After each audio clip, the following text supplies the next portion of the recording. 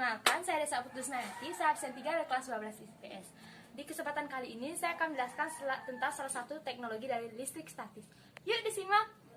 Saya akan menjelaskan fenomenanya. Yang pertama adalah apa yang dimaksud dengan penangkal petir dan manfaatnya. Kemudian yang kedua, komponen apa yang ada dalam alat penangkal petir. Kemudian yang ketiga, bagaimana cara kerja dari alat penangkal petir. Dan yang terakhir, konsep apa yang saya gunakan dalam menganalisis alat penangkal petir.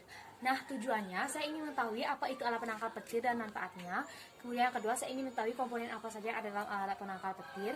Kemudian yang ketiga, saya ingin mengetahui cara kerja dari alat penangkal petir. Dan yang terakhir, saya akan menjelaskan konsep apa yang saya gunakan dalam menganalisis alat penangkal petir dan konsep apa yang ada pada alat penangkal petir. Kemudian langkah kerjanya, pertama saya akan mencari topik atau mencari topik, kemudian saya menganalisis data dan menyampaikan hasil dari data tersebut. Mari kita simak penjelasan saya. Nah, yang pertama saya akan menjelaskan tentang apa itu alat penangkal petir dan manfaatnya. Nah, alat penangkal petir atau lightning protection adalah alat atau rangkaian yang digunakan untuk menangkal petir agar tidak menyambar ke rumah. Nah, biasanya alat penangkal petir ini dipasang di atap rumah. Alat penangkal petir itu ada dua, ada alat penangkal petir konvensional dan alat penangkal petir elektrostatis. Nah, biasanya pada alat penangkal petir konvensional akan digunakan pada hunian seperti rumah. Kemudian alat penangkal petir elektrostatis akan digunakan pada radius yang lebih besar seperti contohnya pabrik ataupun perkantoran.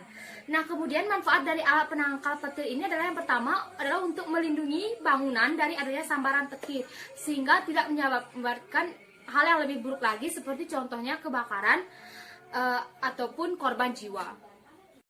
Nah, yang kedua, saya akan menjelaskan tentang komponen dari alat penangkal petir.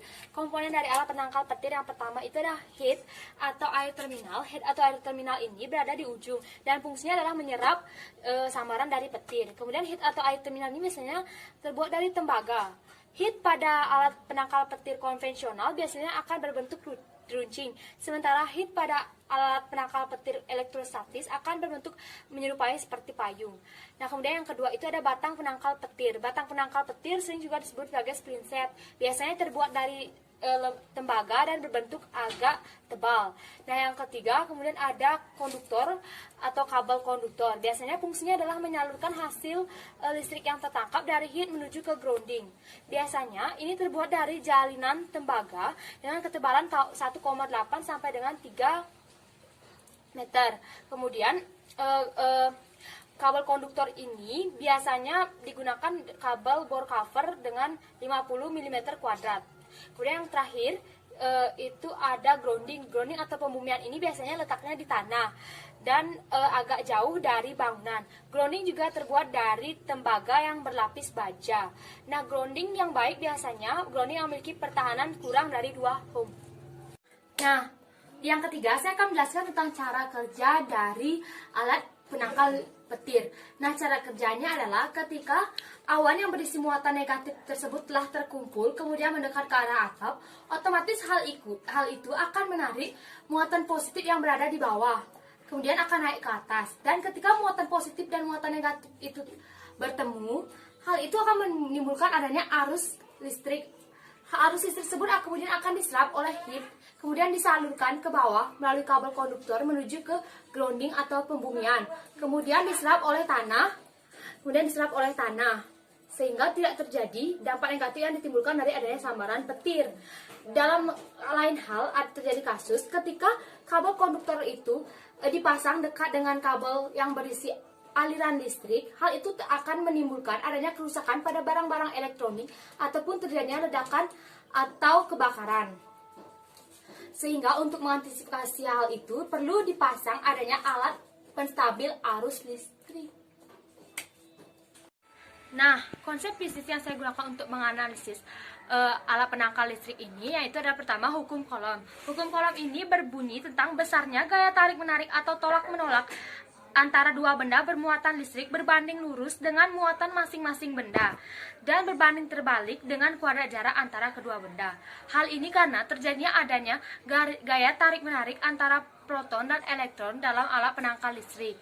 Kemudian yang kedua, dalam alat penangkal listrik ini juga terjadi konsep induksi listrik, yaitu memisahkan muatan listrik di dalam suatu penghantar.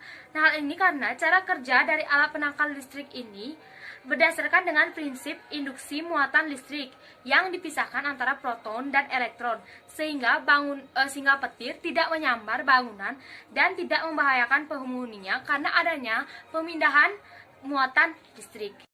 Jadi kesimpulannya adalah alat penangkal petir ini menggunakan konsep induksi listrik. Alat penangkal petir juga terdapat hukum gaya Coulomb di dalamnya, itu gaya tarik menarik. Dan selain itu, alat penangkal petir ini juga sangat berfungsi bagi kehidupan untuk bisa menangkal petir agar kita tidak mendapat dampak buruk dari adanya sambaran petir yang bisa saja menyebabkan kebakaran, kerugian, atau bahkan korban jiwa. Sekian dari saya tutup dengan pesan